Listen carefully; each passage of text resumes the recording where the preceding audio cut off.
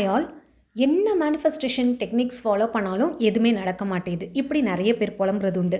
அப்புறம் தேவையில்லாமல் ஒரு பயம் வருது, ஒரு பதட்டம் வருது, என்னை மீறி ஒரு பயம் வருது, அடுத்து என்ன பண்ணுறதுன்னு ஓவர் திங்க் பண்ணுறேன். இப்படி பல கம்ப்ளைண்ட்ஸ் வந்து கிட்டத்தட்ட நிறைய பேர் எனக்கு சொல்லியிருக்காங்க, கமெண்ட்டும் பண்ணியிருக்காங்க. சரி, ஓகே, நான் இப்போ சொல்ல போகிறது எல்லாமே பேசிக்காக லா ஆஃப் அட்ராக்ஷனில் என்ன பண்ணால் நடக்கும், கண்டிப்பாக நடக்கும். இது பேசிக்காக அட்வான்ஸ் லெவல் அப்படிலாம் லா ஆஃப் அட்ராக்ஷனில் பெருசாக கிடையாது. ஒன்றே ஒன்று நீங்கள் புரிஞ்சிக்க வேண்டியது என்னென்னா, உங்களுடைய உணர்வுகள் எப்படி நீங்கள் கொடுக்க போகிறீங்க உங்கள் உணர்வை அப்படின்றது தான் முக்கியமான விஷயம். இதில் ஒரு 3-4 ஐடியாஸ் சொல்கிறேன், பேசிக்கான விஷயம் பண்ணுறேன். நீங்கள் அதை வச்சே எல்லா மேனிஃபெஸ்டேஷனும் சீக்கிரமாக பண்ணலாம். ஓகேவா? என்ன அப்படின்னு பார்த்தீங்கன்னா, ஃபஸ்ட்டு வந்து எதுவுமே எனக்கு தெரியாது ஆனால் எனக்கு நடக்கணும் அப்படின்னா நீங்கள் என்ன தெரியுமா சிம்பிளாக பண்ண வேண்டியது, எல்லாத்துக்கும் உங்களை சுற்றி உள்ள எல்லா நல்ல விஷயங்கள், கெட்ட விஷயங்கள் எதுக்காக இருந்தாலும் நன்றி சொல்ல பழகுங்க. ஃபஸ்ட்டு நான் நன்றி சொல்ல ஆரம்பிக்கும் பொழுது எனக்கு வித்தியாசமாக இருந்துச்சு. நான் கான்ஷியஸாக அதை பண்ண ஆரம்பித்தேன். சாப்பிடும்போது நன்றி அப்படின்னு சொல்லும்போது எனக்கே கொஞ்சம் சிரிப்பாக இருந்துச்சு. அதுக்கப்புறம் வேறு ஏதாவது தண்ணி குடிக்கும்போது நன்றி, இப்படி நான் கான்ஷியஸாக சில விஷயங்கள் நன்றி சொல்லணும் அப்படின்னு நானே கட்டாயப்படுத்தி செய்யும் பொழுது கொஞ்சம் வித்தியாசமாக தான் இருந்தது. என்னடா இது லைட்டாக லூஸ் தனமாக இருக்கோ அப்படின்ட்டு. ஆனால் அப்படி கிடையாது. ப்ராக்டிஸ் பண்ண அது ஆட்டோமேட்டிக்காக நான் சாப்பாடு உட்காரும்பொழுதெல்லாம் நன்றி சொல்ல ஆரம்பிச்சிட்டேன். தண்ணி குடிக்கும் பொழுதெல்லாம் நன்றி சொல்ல ஆரம்பித்தேன். இந்த மாதிரி எந்த நல்ல விஷயங்கள் கிடைச்சாலும் எனக்கு நன்றி சொல்வேன். பணம் ஒரு அமௌண்ட் ஏதாவது வருதுன்னா நன்றி சொல்வேன். நான் அதுக்கு மனதார நன்றி சொல்வேன். எப்படின்னா ஆத்மார்த்தமாக அப்படியே நெஞ்சில் கையை வச்சு மனசுலேருந்து அப்படியே ஹாப்பியாக நன்றி அப்படின்னு அந்த சொல்கிற நீங்கள் உணர்வு இருக்குல்ல, அது என்ன பண்ணும் தெரியுமா? ஆக்சுவலாக இந்த கிராட்டிடியூட் வந்து நம்ம உடம்புல ஒரு வித ஹாப்பி ஹார்மோன்ஸை சுரக்க வைக்குது. டோபமைன் அண்டு செரோட்டோனின் அப்படின்ற ஒரு ஹாப்பி ஹார்மோன்ஸ் அதெல்லாம் நம்ம உடம்புக்குள்ளே சுரக்கும் பொழுது மகிழ்ச்சியான மனநிலை நமக்கு வரும் அப்படின்றது சயின்ஸ் படி ப்ரூவ் பண்ணியிருக்காங்க. ஸோ அதனால தான் கிராட்டிடியூட் பண்ணுங்கள். நீங்கள் நினைக்கலாம், என்னடா இது நன்றி சொன்னால் நம்ம வாழ்க்கை மாறுமா, எப்படி இதுக்கும் அதுக்கு என்ன கனெக்ஷன் அப்படின்னா, உங்கள் உடம்புலே ஹார்மோனல் சேஞ்சஸ் வருது இல்லையா? ஸோ உங்கள் உடம்பு லெவலில் இருக்கக்கூடிய இந்த மெயினாக ஸ்ட்ரெஸ்ஸு பயம் வருதுல்ல, தேவையில்லாமல் பயம், ஓவர் திங்க் வருதா, டிப்ரெஷன் ஆகுதா, இது எல்லாமே இந்த கிராட்டிடியூட் மூலம் மட்டுமே உங்களுக்கு குணமாகும் அப்படின்றது நிரூபிச்சிருக்காங்க. கிட்டத்தட்ட ஒரு 150 பேர் வந்து ஒரு கூட்டத்தில் உட்கார வச்சு 3 வேளையும் கிராட்டிடியூட் பண்ண வச்சுருக்காங்க. காலையில் ஒரு 15 நிமிஷம் கிராட்டிடியூட், எமோஷ்னலி அந்த கிராட்டிடியூடை வந்து மனசுலேருந்து அப்படி கொண்டு வந்து ஆத்மார்த்தமாக சொல்லணும். அதுதான் மெயின். இம்போஷன் மாதிரி தேங்க்யூ அப்படி சொல்லக்கூடாது. நல்லா அப்படியே ஆத்மார்த்தமாக மனசில் கையை வச்சு ரொம்ப நன்றி. இப்போ நீங்கள் ரொம்ப கிரிட்டிக்கலான சுச்சுவேஷனில் இருக்கீங்க, உங்களுக்கு ஏதோ ஒரு ஹெல்ப்பு தேவைப்படுது, அது உங்களுக்கு யாராவது கொடுத்தாங்கன்னா நீங்கள் எப்படி ஆத்மார்த்தமாக நன்றி சொல்வீங்க, அந்த மாதிரி நீங்கள் சொல்லணும். எல்லா விஷயங்களுக்குமே நன்றி சொல்ல பழகணும். ஸோ நீங்கள் அந்த நன்றி உணர்வை கொடுக்க உங்கள் பாடியில் ஹாப்பி ஹார்மோன், சந்தோஷமான அந்த ஹார்மோன் சுரக்கும் பொழுது உங்கள் மனநிலைமை மாறும். அந்த ஸ்ட்ரெஸ்ஸுக்கு வர காரணம் என்ன, நமக்குள்ள பய உணர்வு, சம்திங் ஏதோ இந்த நெகட்டிவ் தாட்ஸ் தான், அதெல்லாம் எரேஸ் ஆகிட்டே வரும். அப்போ ஸ்ட்ரெஸ் ஆட்டோமேட்டிக்காக குறையும், உங்களுக்கு பயம் குறையும், இதெல்லாமே குறையும். புரியுதுங்களா? இதுதான் சயின்ஸு. நம்ம body and gratitude, law of attraction இதெல்லாம் ஒன்றா ரிலேட்டட் ஆகி நமக்கு ஒன்று கொடுக்குது. ஓகேவா? இப்படி தான் நடக்குது. அடுத்து என்ன பண்ணணும் அப்படின்னா, மெடிடேஷன் பண்ணுங்கள். இதை மோஸ்ட் ப்ராபப்ளி எல்லாருமே சொல்லுவோம். அதாவது ரொம்ப பதட்டமாக இருக்குது, பயமாக இருக்குது, என்னை மீறி ஒரு பயம் வருது, வண்டி எடுக்கவே பயமாக இருக்குது, ஏதாவது நினச்சி பார்த்தாலே பயமாக இருக்குது, வெளியில் போகவே பயமாக இருக்குது, இப்படி நிறைய பேர் எனக்கு கவுன்சிலிங் வந்தவங்க சொன்னாங்க. ஸோ இது எதனால் அப்படின்னா, உங்களுக்குள்ள நிறைய blockages and negative thoughts, something ஏதோ படித்தது, பார்த்தது, வீடியோஸ் பார்த்தது, உங்களுக்கு சம்பவங்கள் நடந்தது, பாஸ்ட்டு, உங்கள் பேரண்ட்ஸ் வழி வந்தது, இப்படி நிறைய விஷயங்கள் இருக்கும். ஸோ அதனால் அதை டெலீட் பண்ணாமல் நீங்கள் எதுவுமே வந்து கான்ஃபிடென்ட்டாக ஃபேஸ் பண்ண முடியாது.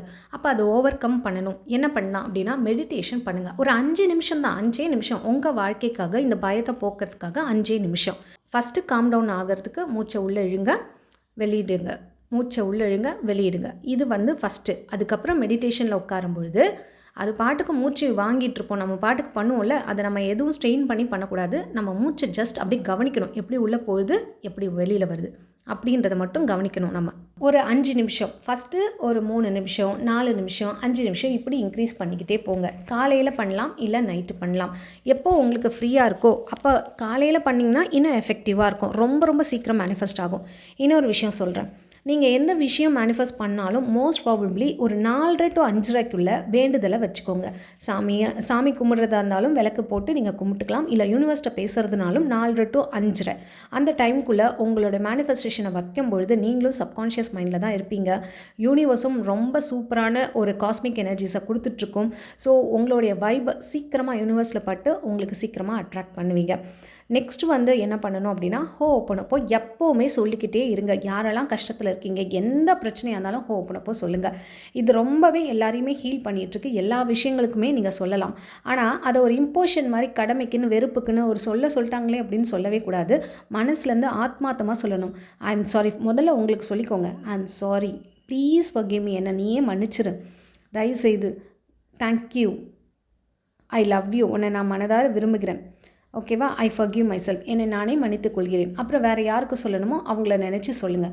அதை மாதிரி யார் மேலேயாவது கோவம் ரிலேஷன்ஷிப்பில் அப்படின்னா அவங்கள மன்னிக்க ட்ரை பண்ணுங்கள். அவரை நான் மன்னிச்சிட்டேன்னு வாயால் சும்மா சொல்லுங்கள்.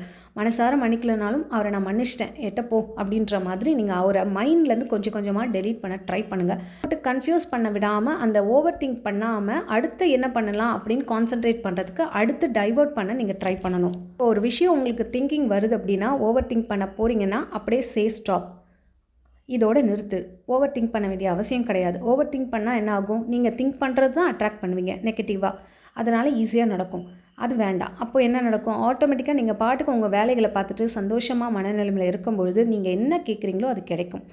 அதே போல் நீங்கள் இதெல்லாம் பண்ணிவிட்டு ரொம்ப நம்பிக்கையோட பிரபஞ்சத்திட்ட கொடுத்துட்டு நீங்கள் பாட்டுக்கு உங்கள் வேலையை சந்தோஷமாக செஞ்சுக்கிட்டே வாங்க. வாய் விட்டு நிறைய சிரிங்க. நல்லா அந்த மொமெண்ட்டை வந்து என்ஜாய் பண்ணுங்கள். நீங்கள் இப்போ எங்கே இருக்கீங்க, எந்த பிரச்சனையாக இருந்தாலும் ஒதுக்கி அப்படி ஓரமாக வச்சிடணும். ஒரு வேலையில் இருக்கீங்களா, அந்த வேலையில் முழு மனசோட ஈடுபாடோடு செய்யுங்க. ஒரு ஸ்கூலில் இருக்கீங்க அப்படின்னா முழுசாக அந்த ஸ்கூலில் என்னென்னலாம் பண்ணலாம் அப்படின்னு திங்க் பண்ணுங்கள். இப்படி எந்த சுச்சுவேஷனில் நீங்கள் இருக்கீங்களோ அந்த சுச்சுவேஷனில் மட்டும்தான் நீங்கள் ப்ரெசென்ட் ஆகிருக்கணுமே தவிர ஃபிசிக்கலி ப்ரெசென்ட் மென்டலி ஆப்சென்ட்ற மாதிரி மைண்ட் எங்கேயாவது பழைய நினைவுகளை நினச்சி ஓடிட்டு இருக்கக்கூடாது. அதை கான்ஷியஸாக கண்ட்ரோல் பண்ண ட்ரை பண்ணுங்களேன். இது உங்களுக்கு நீங்களே ஒரு சேலஞ்சாக வச்சுக்கோங்க. நான் கண்டிப்பாக இந்த கான்ஷியஸ் வந்ததுன்னா வரும், அஃப்கோர்ஸ் வராமல் இருக்காது. வந்து நம்ம கண்ட்ரோல் பண்ணணும். கொஞ்சம் கொஞ்சமாக வேண்டாம், அடுத்து என்ன பண்ணலாம், நான் என் கேரியரில் ஃபோக்கஸ் பண்ணணும், நான் ஜாப் தேடணும், நான் இவ்வளோ ஏர்ன் பண்ணணும், அதுக்கு நான் என்ன பண்ணணும், என்னை நானே பிஸியாக வச்சுக்கணும், மைண்டை நல்லா பிஸியாக வச்சுக்கணும். இப்படி நீங்கள் மைண்டை டைவர்ட் பண்ணும்போது ஆட்டோமேட்டிக்காக நீங்கள் திங்க் பண்ணுறது, ஓவர் திங்க் பண்ணுறது எல்லாமே ஸ்டாப் ஆகும். ஓகேங்களா. இந்த விஷயங்களை பர்டிகுலர் டைம்லேயே கரெக்டாக பண்ணிடுவாங்க. காலையில் எழுந்து பண்ணப்போ சொல்கிறீங்கன்னா அந்த டைம்லேயே மோஸ்ட் ப்ராப்ளி ட்ரை பண்ணுங்கள். மெடிடேஷனில் அந்த டைம்லேயே ஃபாலோ பண்ணுங்கள். எப்படி வந்து நம்ம சில டைம்லாம் காஃபி குடிக்கிற டைம் வந்ததுன்னா ஆட்டோமேட்டிக்காக நம்ம பாடியே வந்து காஃபி குடித்தா நல்லாயிருக்கும் அப்படின்ற மாதிரி ஒரு ஈகர்னஸ் வரும்ல, அந்த மாதிரி அந்தந்த டைமை கரெக்டாக நீங்கள் ஃபாலோ பண்ணிங்கன்னா உங்கள் பாடி ஆட்டோமேட்டிக்காக அந்த மெடிடேஷன் பண்ணுறதுல இன்ட்ரெஸ்ட் காட்டும் அந்த டைமுக்கு. ஸோ ரெஸ்பாண்ட் பண்ணும்.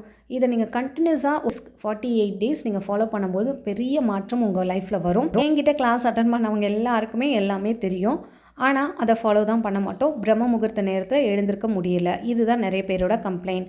எழுந்திருக்கிறது வந்து உங்களுடைய செயல் தானே. என்ன சொன்னாலும் எழுந்திருக்கணுன்றது உங்களுடைய ஒரு விஷயம்தான். நீங்கள் அது முயற்சி பண்ணால் மட்டும்தான் எழுந்திருக்க முடியும்.